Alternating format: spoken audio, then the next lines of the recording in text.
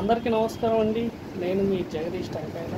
ఈరోజు నేను లుల్లు మాల్కి పవన్ కళ్యాణ్ గారు వ్యతిరేకం చెప్తున్నారు. క్యాబినెట్ మీటింగ్లో అభ్యంతరకరమైన అంశాలని పవన్ కళ్యాణ్ గారు లేవనెత్తారు.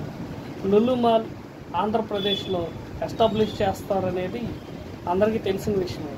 దీనికి తగ్గట్టు ప్రభుత్వం దగ్గర వాళ్ళ అనుమతులు తీసుకున్నారు. విజయవాడలో, వైజాగ్లో వాళ్ళ మాల్స్ ఓపెన్ చేస్తామని.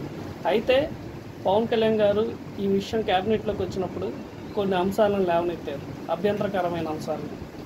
వాళ్ళు దేనికి పర్మిషన్ అడిగారు, వాళ్ళు ఎంప్లాయీస్ అనేది లోకల్ వాళ్ళకి ఇస్తారా లేకపోతే వాళ్ళ సొంత స్టాఫ్కి ఇస్తారా, ఇంకోటి వాళ్ళు అదనంగా 7 ఎకరాల పొలాన్ని తీసుకున్నారు ఫుడ్ ప్రాసెసింగ్.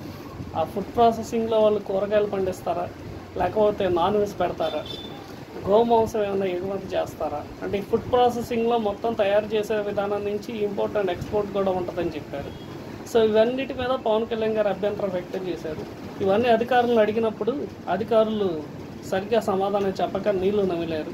దీంతో అసహనం వ్యక్తం చేసిన పవన్ కళ్యాణ్ గారు ఇవన్నిటినీ తెలియకుండా మీరు పర్మిషన్ ఎలా ఇస్తారు అని చెప్పేసి అధికారుల మీద అసహనంగా ఉన్నారు. అయితే అగ్రిమెంట్ 3 సంవత్సరాలకి 10% రెంట్ పెంచి ఇవ్వాలైతే వీళ్ళు లుల్లు మాల్ వాళ్ళు 5 సంవత్సరాలకి ఓన్లీ 3% ఇస్తామని చెప్పారు. సో ఈ ఫైల్ ఇంకా మూవ్ అవ్వలేదు.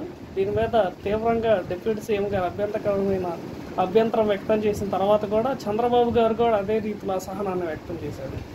మొత్తానికి మనం పొత్తులో ఉన్నప్పుడు వాళ్ళు ఏది చెప్తే అది చేసి వెళ్ళే రకం కాదు, మన నిర్ణయాలు తీసుకొని మనం కీలకంగా వ్యవహరిస్తామని పవన్ కళ్యాణ్ గారు నిరూపించారు.